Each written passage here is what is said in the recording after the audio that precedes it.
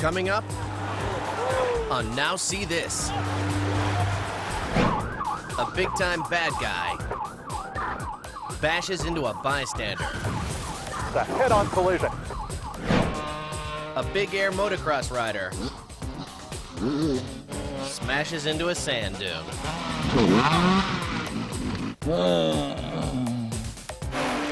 And a big rig racer crashes into the concrete.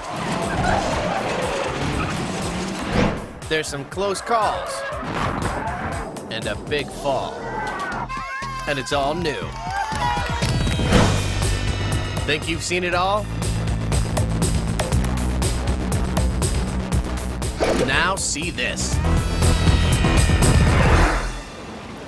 Poole Harbour in Dorset, England is a sailor's playground. And today, it's supposed to be the location of the Parkstone Yacht Club's annual dinghy race. Instead, it becomes the site of a desperate race for survival.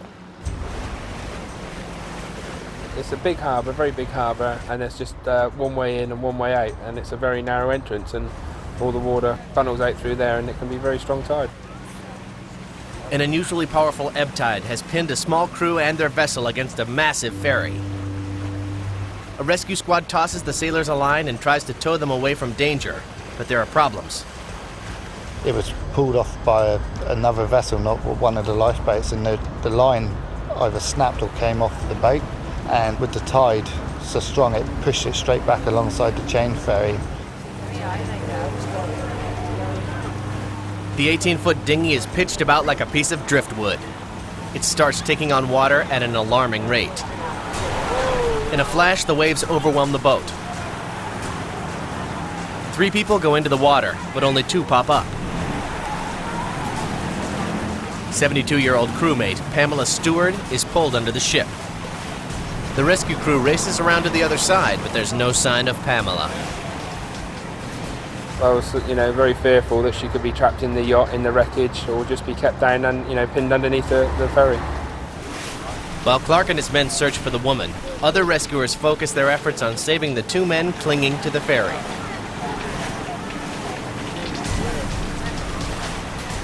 The lifeboat crew moves in closer.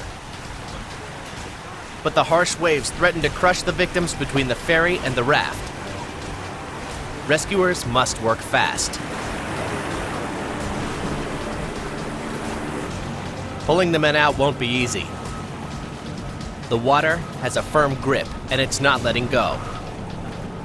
But the lifeguards are just as stubborn. Their boat obscures the camera's view while they hoist one of the men to safety. But when they try to motor away, they realize that they too are caught in the strong current.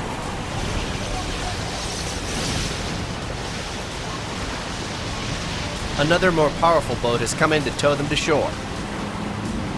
Unfortunately, the remaining men can't hold on much longer, and the tide is only getting rougher.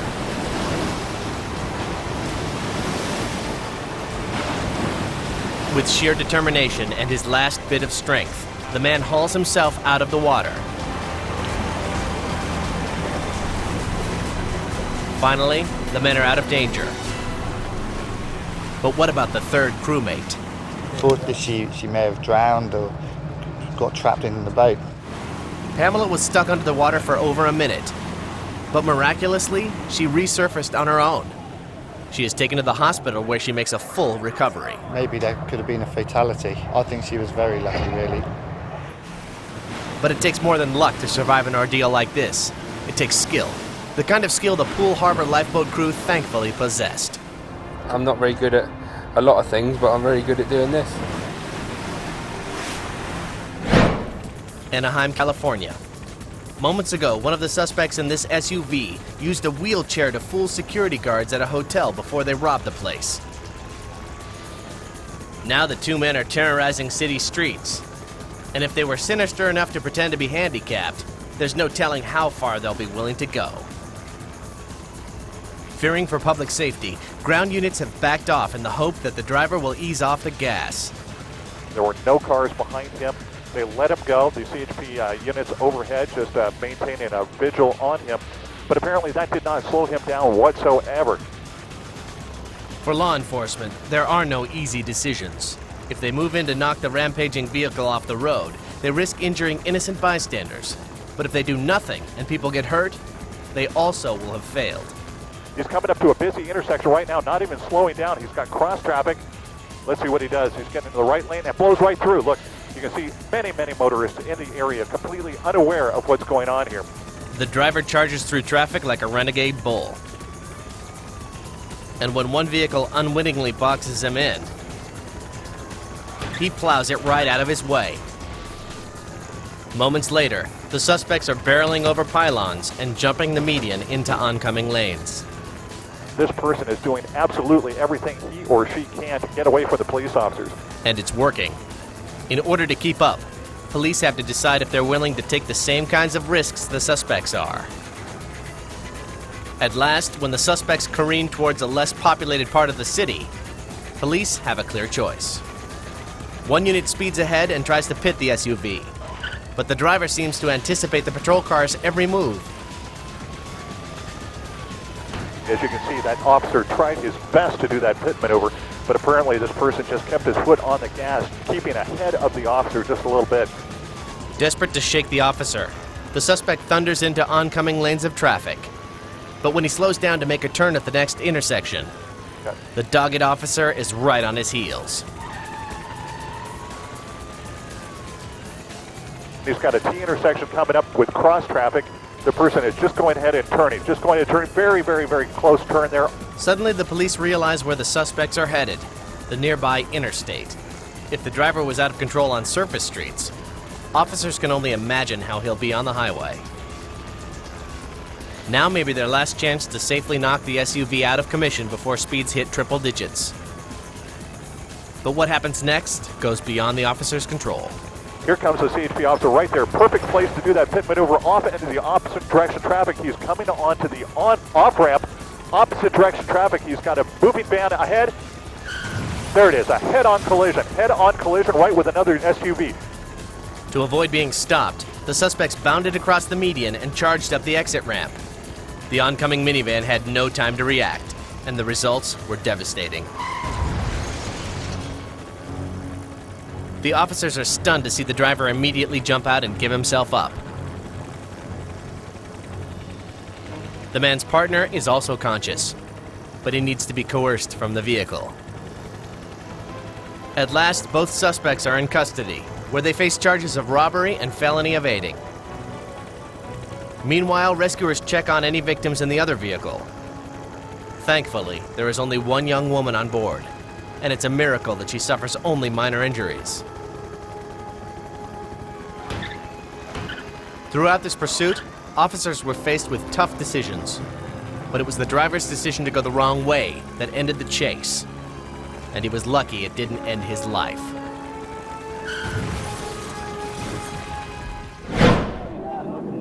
In China, a woman is making the decision between life and death. Perched high atop an electricity pylon, she threatens to jump. Negotiations have failed, and rescuers must try to remove her by force. As the rescue crew moves in, the despondent woman moves out onto the lines. Luckily, officials have already shut off the surging current of the high-tension wires. The woman warns rescuers to stay back. But with one swift move, they wrap their arms around her. She struggles to free herself, and now it becomes a battle of wills.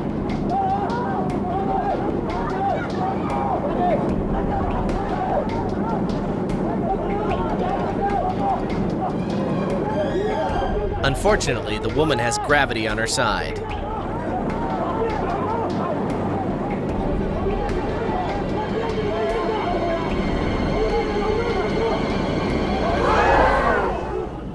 But rescuers have a little help on their side too, in the form of a giant air cushion. By grabbing the depressed lady, they were able to direct where she fell.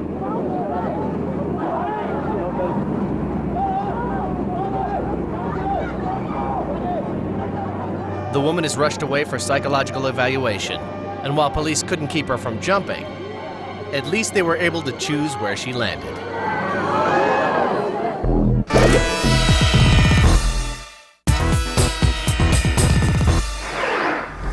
As safety-conscious Ohio State Trooper William Davis pulls a woman over for speeding, he knows a boring day is a good day. This day, however, won't be boring. A 16-year veteran in law enforcement, Davis has learned a thing or two about performing safe traffic stops. Unlike many of his fellow officers, Davis prefers to approach vehicles on the passenger's side instead of the driver's side. This way, the trooper gets a better view of traffic barreling past him. But not every car drives on by.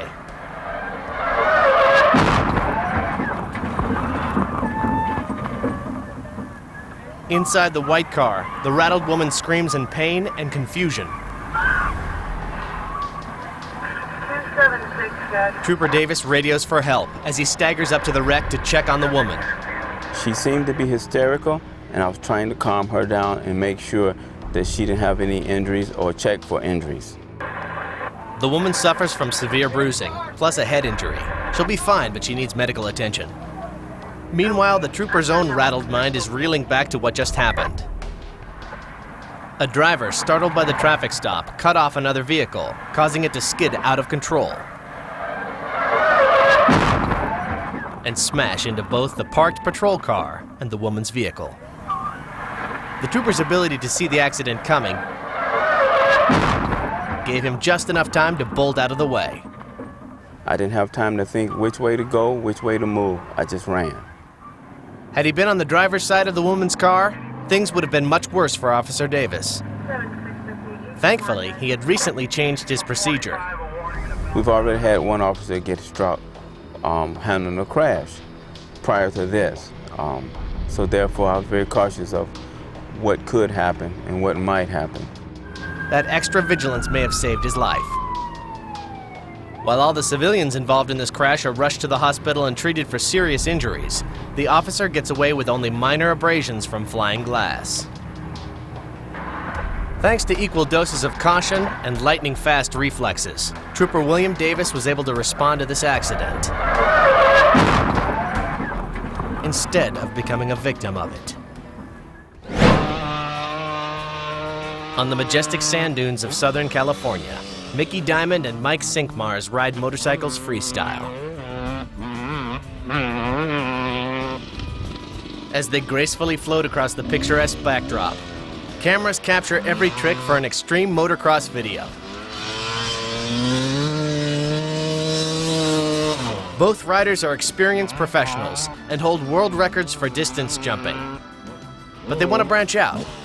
Mickey Diamond has been designing new supercross tracks and thinks this area is a good place to get ideas. All right. Mike and Mickey survey a hill where they might pull off a big jump for the cameras. Mike Sinkmars goes first, flying majestically across the over 100-foot gap. Mickey Diamond follows Mike and attacks the jump. Mickey comes up dangerously short, but muscles his machine to a safe landing. Determined to get it right, he goes again. But there's no way to muscle his way out of this. Mike Sinkmars rushes to his friend's side. Listen to me. It's all over on your back. Be really careful. Mickey is not responding. He's out cold. Check his pockets for the keys. For a moment, he appears to regain consciousness, but passes out from shock again. His pal is very worried. After all, Mickey landed directly on his head. Mike may not be a doctor, but he knows enough not to move Mickey too much. Over an hour later, Mickey is taken by medevac helicopter to a Las Vegas hospital. He's got a concussion Talk to us. and a torn rotator cuff in his shoulder. Not much, considering his nearly fatal mistake. I did not ride up to the jump once without hitting it. And that's foolish. I watched Sinkmars jump the jump and knew what gear he was in and didn't want to think about it any more than that. I just wanted to just do it. But he learned the hard way that even in freestyle riding, planning and preparation are keys to success. You know, I was just overconfident and foolishly testing myself. It never even crossed my mind once that I might screw it up. Confidence comes from being prepared, and you can't be so confident that you don't need to be prepared. Mickey's crash turned his life upside down, but also made him realize it was time to wake up. It hurts to see the tape and know that I wasn't right. I'm pretty much done doing the sand dune jumps and stuff like that. Now he spends his time designing and testing safe tracks, and being a dad. He realizes that just being alive is a miracle. For many motorists, one of the most nerve-wracking experiences is being caught in a pack of tractor-trailers on the freeway. Now, imagine those big rigs jockeying for position as they thunder around the turns of a racetrack.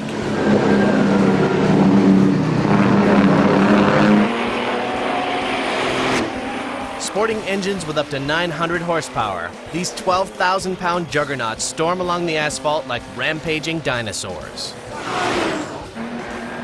The drivers who finish first are greeted like heroes, and in a way they are. How about it, everybody? Nice round of applause for For big rig racing is full of its own particular hazards.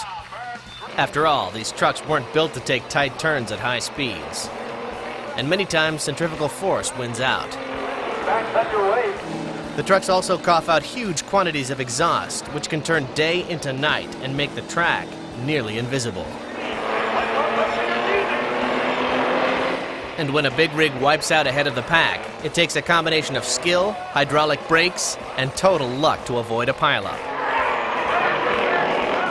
But sometimes, there's simply no time to react.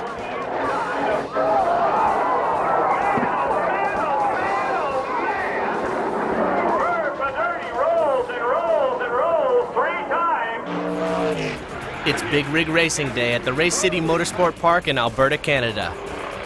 Once the flag drops, the drivers put the hammer down and barrel around the track. Truckers from provinces far and wide have come to prove their mettle on the speedway. But there's one driver representing the United States. He's Mike Gibbons in number 76, and he's gunning for that checkered flag. And he refuses to let anything get in his way. And the green flag is out, and here they come. When the green flag is waved, the truckers know they're in the final lap. But as the big rigs muscle each other for prime position, push comes to shove in the worst possible way.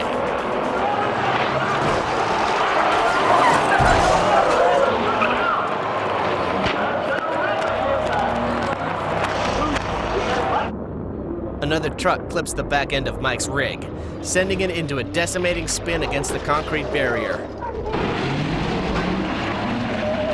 His crash sets off a chain reaction, and several of the other big rigs get caught up in the wreck. A camera in one of the trucks bringing up the rear captures the harrowing moment of the pileup.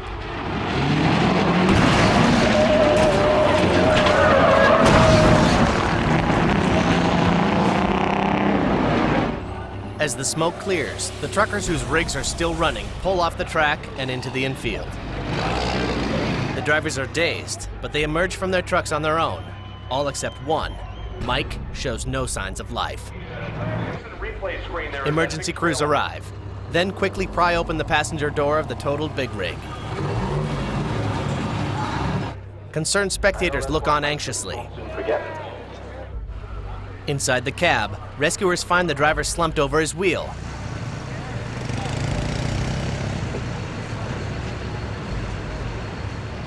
But he has a pulse and is regaining consciousness. Within moments, the crew has Mike on a stretcher and on his way to the hospital, where he will be treated for minor injuries, including cracked ribs. Mike Gibbons will recover to race big rigs another day. But if he didn't know it before, he knows it now. When it comes to playing with heavy metal, sooner or later, you're gonna get rocked.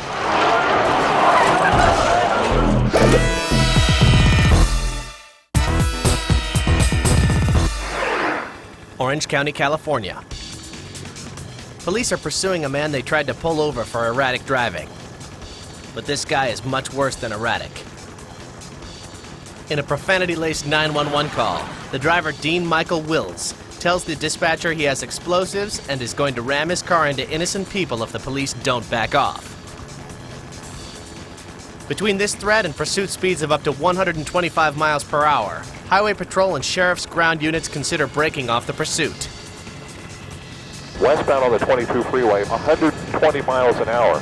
Okay, they're going to have the airship call this pursuit now. It's getting way too dangerous. We've got one unit behind him. That unit is closing fast. It's amazing that that officer would continue on these speeds. But with dangerous actions like these... Wow, look at him. He's boxed in and he's pushing him. Look at that. Trying to thread the needle between the two vehicles. Police decide to stick as close as they can to this menace. They have to take this guy down, and soon. We understand that Costa Mesa Police Department has recovered a weapon apparently from this vehicle. They've also apprehended a passenger that he dropped off about 15 minutes ago. Police now know he's alone and desperate, but they cannot confirm whether he has more weapons. However, it does appear Wills may follow through on his threats. Okay, he's got a stop sign. Cross traffic, whoa! That was close. He's got a red light, heavy cross traffic. Red light, heavy cross traffic. Here he goes, right through. Okay, right through, just weaving his way through onto the sidewalk, back out onto the street, again, southbound again. Watch closely. In seconds, he comes dangerously close to taking out 2 vehicles and 2 pedestrians. Extremely dangerous. The guy is out of control. Already facing charges ranging from excessive speed to assault, Wills comes within inches of adding vehicular manslaughter. Got pedestrians in the road. Again and again, he buzzes past unsuspecting citizens. Slow down through that intersection. Just missed the pedestrian that was in the crosswalk there. At these speeds, all it will take is one mistake, and this chase could have a fatal ending. 90 miles an hour is what the ground unit clocked him at on that surface street. Very, very dangerous. Weaving through traffic, very dangerous. Look at he's threading the needle right between those 2 lanes.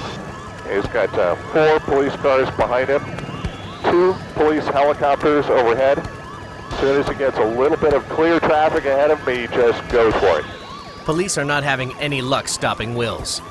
But the high-speed abuse he's put on this car turns the odds in the officer's favor. He's blown his right front tire. Chunks of rubber are flying off the rim. Stopping on steel isn't easy. The suspect grinds through the intersection and slams his car into the side of another vehicle in crossing traffic. Without 2,000 pounds of speeding steel protecting him, Wills now cowers behind the bushes. Officers take him down and quickly see he's under the influence of narcotics. Rosecrans and Wilmington. Taken into custody. Once police search the vehicle, they find no explosives. And the good news continues as the driver of the car he hit suffers only minor injuries, and the other people are okay. But the suspect does have to be rushed to the hospital due to a drug-induced seizure. So while he claimed to have an explosive device and insisted he was prepared to kill, as it turns out, the only ticking time bomb in the car was the driver. Fire Department EMT Alfonso Hugo and his team are always prepared for danger when they get a call. After all, South Central Los Angeles can be a pretty rough neighborhood.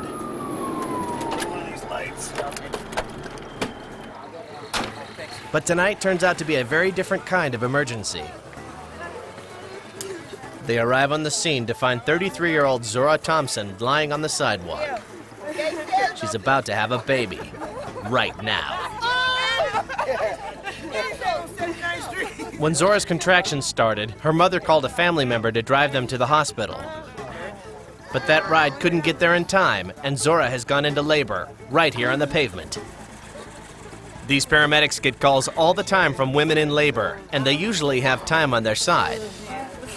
But not tonight. Alfonso examines Zora and finds that she is far along.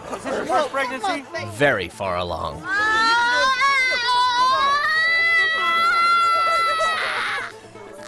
Alfonso Hugo has delivered quite a few babies in his time, so he knows that an inner-city sidewalk is not the safest choice of birthing venues. It's not sterile, it's not comfortable, and it's definitely no maternity ward. This baby is coming fast. There's no time to move the mother. If there are any complications, he'll just have to wing it himself. In case Alfonso needs anything else to worry about, South Central Los Angeles is famous for drive-by shootings. Men in uniform are often targeted. But Alfonso's not thinking of any of those things right now. He's fully focused on the task at hand. You need to bear down, man. Come on, push. Push it. Come on, push. Oh, it's out. Come on. It's out.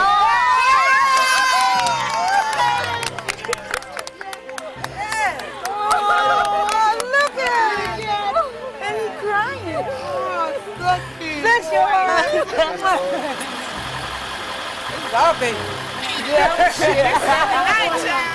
After the baby emerges, Alfonso is so relieved, it takes him a minute to fully assess the situation. That's a girl. Tell me it's a girl. Zora Thompson is in shock. No mother expects to give birth on a sidewalk. Yeah, usually when we come, they always say the baby's coming, but usually it's never the case. This is definitely the case. You did a good job, huh? Yeah, they did real good. At the hospital, both mother and child are given a clean bill of health. But for Alfonso, this was more than just one night on the job. It was a dress rehearsal. He and his wife are expecting their first baby in just 1 month. Hopefully their own child's birth won't be as traumatic or dangerous as this one.